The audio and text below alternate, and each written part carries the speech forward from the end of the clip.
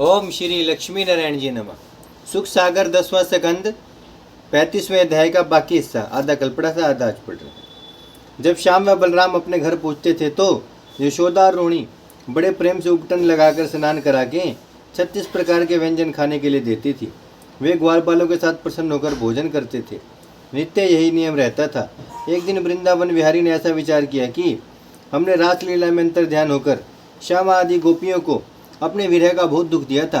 उसके बदले अब मुझे उचित है कि राधा प्यारी को, जो लक्ष्मी जी का अवतार है, मान कराऊं और मैं उसके पांव पकड़कर उसे प्रसन्न करूं। सब ब्रज बालाओं का दुर्वचन सुनकर उन्हें दुख देने के बदले में उरण हो जाऊं। एक दिन राधा प्यारी 16 श्रृंगार किए अपने घर बैठी थी। मोहन प्यारे ने अपनी इच्छा अनुसार उसके घर जाकर श्यामा को अपने गले लगा लिया और उसकी सुंदरता पर बलाएं लेने लगे। केशव मूर्ति की माया से श्यामा ने अपने मुखराविंद की परछाई मुरली मनोहर के जड़ाऊ गहने में जो गले में पहने थे देखकर क्या समझा कि एक दूसरी सुंदरी से नंदलाल जी ने प्रीति करके उसको छाती से लगा रखा है, सो मुझको दिखलाने के वास्ते ले आए हैं। ऐसा विचार कर राधा प्यारी को सवती ढा हुई। तब उसने रोनी सूरत बनाकर कहा, हे मुन प्यारे, मैंने जाना तुम प्रकट में मेरे साथ प्रीति करते हो और अंतकरण से इस महासुंदरी को ऐसा चाहते हो कि आठों पहर अपनी छाती से लगाए रहते हो, एक क्षण अलग नहीं करते। इस सखी का बड़ा भाग्य समझना चाहिए जो रात दिन तुम्हारे हृदय में बसती है। अब तुम इसके साथ प्रीति करो, मैं तुम्हारे योग्य नहीं हूँ। यह वचन सुनते ज्योति स्वरूप उसके सामने हाथ जोड़कर बोले, हे प्राण प्यारी, तुम्हारे सिवा और कौन है जिसको हम चाहते हैं? तुम हमारी बात का विश्वास करो, ऐसा मत विचारो। इसी तरह बहुत विनती करके नंदलाल जी ने श्यामा का हाथ पकड़कर अपने पास बैठाना चाहा, पर वह सवती ढा से वहीं बैठकर बोली, हे केशवमूर्ति, अपनी प्यारी से जिसको हृदय में रखते हो बोलो, अब हमको तुमसे कुछ प्रयोजन नहीं है। ऐसा कहकर राधा अपनी परछाई को गालियां देने लगी। मोहन प्यारे ने कई बार समझा कर कहा कि यह दूसरी स्त्री नहीं है, मेरे जड़ाऊ गहने में तेरी परछाई दिखलाई देती है। पर श्यामा को सवती अढ़ा से उनकी बात का विश्वास नहीं हुआ। उसी समय एक सखी वहाँ आई और दोनों को उदास देखकर बोली, दोहा, वह हरि से पूछत भई, कहो ना मोही बताए, आज दशा कैसी लगत, बैठे कहाँ गवाए। क्यों तन रहो बुलाए, अति व्याकुल देखत तुम्हें, रहो वदन कुम्हिलाए, ऐसो सोच कहाँ पर। यह सुनकर श्री कृष्ण जी ने कहा, सखी, मैंने तो राधा का कुछ अपराध नहीं किया। इसने अपनी परछाई मेरे जड़ाऊ गहने में देखकर उसे दूसरी स्त्री समझा है, इस कारण मुझसे रूठ कर नहीं बोलती। तू किसी तरह इसका संदेह मिटाकर प्रसन्न कर दे। जब यह बात कहकर श्याम सुंदर ने आंखों में आंसू भर लिया, तब उस सखी ने मुरली मनोहर से कहा कि तुम वृंदावन में चलो, मैं राधा प्यारी को वहाँ लिए आती हूँ। यह सुनकर मोहन प्यारे वृंदावन के कुंज में चले गए। उस सखी ने राधा के पास जाकर कहा कि तुम्हें गोपीनाथ ने बुलाया है। श्यामा बोली, तू नहीं जानती कि नंद कुमार ने दूसरी सुंदरी से प्रीति करके उसको अपने हृदय में बसाया है। अब वह मेरी चाह नहीं रखते, मैं उनके पास जाकर क्या करूँ। तब फिर वह सखी बोली, हे राधा, तू जिनकी वस्तु मंगनी ले आई है, वह तेरे बदले मोहन प्यारे को वन में घेरे खड़े हैं और तुम यहाँ मचल कर बैठी हो, ऐसा ना चाहिए। श्यामा ने कहा कि मैं किसी की वस्तु मंगनी नहीं ले आई हूँ, जो घेरे हो उनका नाम बतला दो। तब वह सखी बोली कि हिरनी की आँख, चीते की कमर, हाथी की चाल, अनार के दांत तो मंगनी लाई है। वे लोग नंदलाल जी से तगादा करते हैं। यह बात प्रीति भरी हुई सुनकर राधा ने हंस दिया। तब वह सखी बोली कि हे प्यारी, तू बड़ी अज्ञान है, मोहन प्यारे से व्यर्था क्रोध करती है। जिस तरह पहले एक दिन तूने शीशा देखकर अपनी परछाई को सवती समझा था, उसी तरह आज भी नंदलाल जी के जड़ाऊ गहने में अपनी परछाई को दूसरी स्त्री जानकर मोहन प्यार से क्रोध किया। इसलिए वह तेरे वीरे में व्याकुल होकर राधा राधा पुकारते हैं। तू जल्दी चलकर उनकी चिंता छुड़ा दे। जब यह वचन सुनकर श्यामा का चित्त ठिकाने हो गया, तब वह पछता कर कहने लगी कि हे सखी, तुम मोहन प्यारे से जाकर कह दो कि मैं श्रृंगार करके भी आती हूँ। जब वह सखी श्याम सुंदर के पास यह संदेशा कहने गई तो क्या देखा कि वृंदावन विहारी राधा के वीरे में व्याकुल होकर वृक्ष के तले लौट रहे हैं। बैठत उठत अधीर को सुधी पावत नहीं, बढ़त विरह की पीर, श्री राधा राधा रटत। उनकी यह दशा देखकर वह सखी बोली कि हे प्राण प्यारे, तुम क्यों इतना सोच करते हो, अब एक क्षण में श्यामा आती है। यह वचन सुनते ही मुरली मनोहर उठ बैठे, फूलों की शैया बिछाया और चारों ओर चौंक चौंक कर ताकने लगे। जब श्यामा के आने में कुछ देर हुई, तब फिर वह सखी राधा के पास जाकर बोली, हे श्यामा, मन हरण प्यारे तेरे वीरे में रो रहे हैं, तू क्यों नहीं चलती। मुख नहीं बोलत बेनती व्याकुल तेरे विरह, भर भर डारत नैन कहाँ कहूँ उनकी दशा। राधा यह वचन सुनते बहुत प्रसन्न होकर उस सखी के साथ वन में जा पहुंची। श्याम सुंदर ने प्यारी को देखते आनंद होकर उस सखी की बढ़ाई की और श्यामा को अपने हृदय में लगाकर कामदेव की अग्नि बुझाई। दोहा परम प्रेम दोऊ मिले श्री राधा नंद नंद, गुण आगर नागर युगल छवि सागर सुखकंद। गयो श्याम श्यामा सदन सखी सहित सुख पाए, मान चरित्र रस खेल कर ब्रजवासिन सुखदाय। इतनी कथा सुनाकर सुखदेव जी ने कहा, परीक्षित देखो, जिस त्रिलोकीनाथ का दर्शन ब्रह्मा और महादेव आदि देवता व ऋषिवर जल्दी ध्यान में नहीं पाते, वह परमेश्वर ब्रज की स्त्रियों के लिए ऐसा सोच करते हैं, उनकी लीला कौन जान सकता है। जो प्रभु अगर अपार वेद भेद जानत नहीं, सो ब्रज करत विहार मरम नवा को पावी। एक दिन श्याम सुंदर ने वृंदावन की गली में ललता सखी को आती हुई देखकर रोका। तब ललता बोले कि तुम झूठी प्रीति मेरे साथ रखकर कभी मुझ गरीब इनके घर नहीं आते। यह सुनकर नंदलाल जी ने कहा, तुम कैसे बिसरत प्रिया। हंसी बोले घनश्याम, आजू आए सुख लेहिंगे रेन तुम्हारे धाम। सुन हर्षी ब्रज बाम चली सदन मुस्काए के, लखी सुख पायो श्याम मुदित गए अपने सदन। हे राजन, ललिता ने बड़े हर्ष से अपने घर जाकर 16 श्रृंगार की और शैया की तैयारी करके श्याम सुंदर के आने की आशा करने लगी।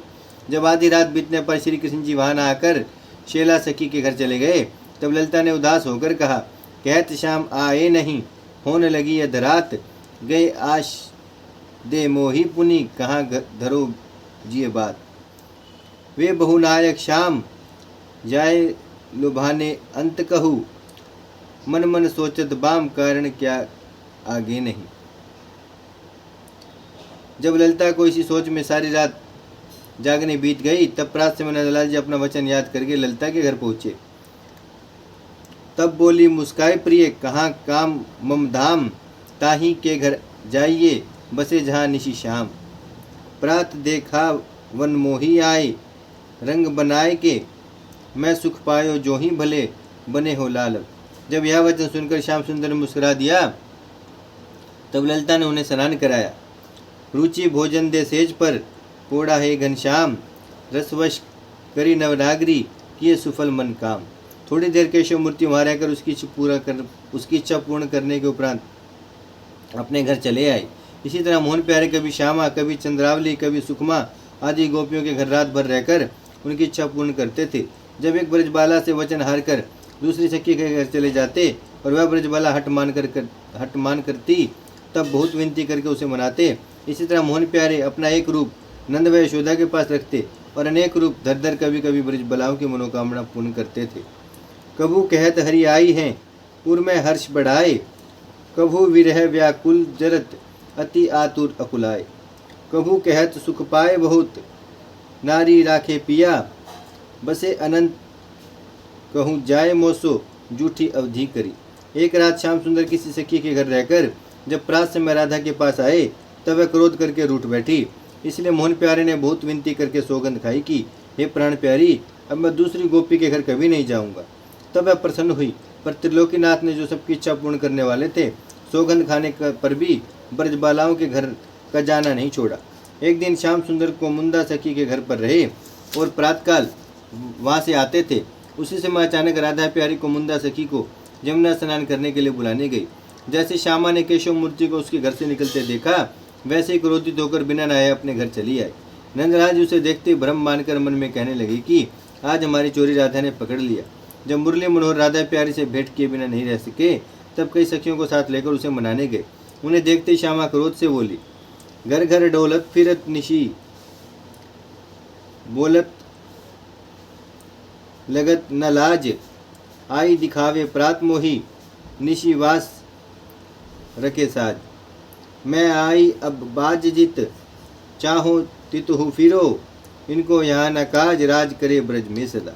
जब श्याम सुंदर ने विनती करने और सखियों को समझाने पर भी राधा ने क्रोध क्षमा नहीं किया, तब सखियाँ बोली, हे श्यामा, 4 दिन के जीवन पर अभिमान मत कर। वृंदावन विहारी तेरे को रोध करने से उदास होकर अपना अपराध क्षमा कराने तुम्हारे पास आए हैं, सो तू हंस बोलकर इनका सोच छुड़ा दे। दोहा आदर करी बैठाए के, पिए को कंठ लगाए, घर आए नहीं कीजिए ऐसी विधि निठुराए। है तू नागरी वाम मन में, क्या ऐसी धरी, वे ठाडे हैं श्याम तू मुक्ते बोलत नहीं। श्यामा यह सुनकर बोली कि जिसके घर श्याम सुंदर रात भर रहे हैं वहाँ जावे, मेरे साथ अब इनका क्या काम। अभी 4 दिन हुए इन्होंने मुझसे सौगंध खाई थी कि अब किसी सखी के घर न जाऊंगा। सो आज मैंने अपनी आँख से इनको कोमुंदा गोपी के यहाँ से निकलते देखा। मैं इनके योग्य नहीं हूँ। लंपट मनुष्य से प्रीति करके कौन नष्ट होवे। ऐसो गुण हरि को सखी, निपट कपट की खानी, अब इन सो मोसो कभी नहीं बनेगी जानी। है हरि कपट निधान, बहुनायक संग रमी रहे, तिनको कर तब खान, जो वामन है बलि छल्यो। ऐसी कही चुप हो रही, मुर बैठी रिश्तगात, मुद्रे वचन से कहत निपट, सखिन सो बात। आए हैं करी गौन, चतुर नारी संग निशी जगे, इनसो मिली है कौन वीर है अग्नि में जलन को। राखी कहो मुस्काए नहीं, मानत मेरी कहो, शाम मनावे आए मैं, जान्यो तब मानी है। जब सखियों के समझाने से राधा नहीं मानी, तब उन्होंने श्याम सुंदर से कहा कि हम लोग समझाते समझाते हार गई, पर राधा नहीं मानती, तुम उसे समझाकर मना लो। मान तबे नहीं लाडली, धाकी सबे मनाए, नेकू यतन कुछ कीजिए, रचिए आप उपाय। चले बने हैं लाल अब, और यतन नहीं कोय, काच काचिए जोन विधि, नाच नचाइए सोए। आप काज महका जब बेड़न कही है बात यह, तजो श्याम उरलाज करी, बिनती प्रिय सो मिलो। जब ऐसा कहकर सब गोपियां अपने अपने घर चली गई, तब नंद कुमार भी वहाँ से बाहर चले आए। उनका मन नहीं माना। तब स्त्री रूप बन गए और श्री कृष्ण जी की ओर से राधा जी के पास जाकर यह संदेशा कहा कि मैं इस समय तुझे देखने के लिए वृंदावन के कुंज में गई थी, सो तुझे उस जगह नहीं पाया, पर श्याम सुंदर तेरे वीर्य में भांति विलाप करते हैं।